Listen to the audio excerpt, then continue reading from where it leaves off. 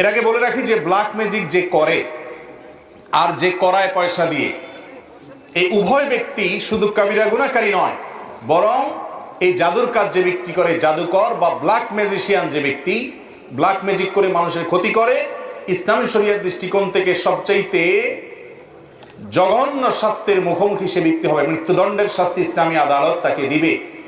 এইটাই হলো ইসলামী শরীয়তের বিধান। এত জঘন্য অপরাধ। আর জাদুর বাস্তবতা, এটাকে আমাদের অনেক তথাকথিত বিজ্ঞান মনস্ক ভাইয়েরা অস্বীকার করে। তারা বলে অলৌকিক বলতে কোনো কিছু নেই, তারা অলৌকিকতাকে অস্বীকার করে। আমার মনে হয় এই একটা পয়েন্টে যদি একজন মানুষ নির্মোহভাবে, নিরপেক্ষভাবে একটু যাচাই করার চেষ্টা করেন যে আসলে জাদু বলতে কোনো কিছু আছে কিনা, বা জেনে ধরা রোগী বা জিনের উপদ্রব বলতে কোনো কিছু আছে কিনা, একটু যদি অনুসন্ধান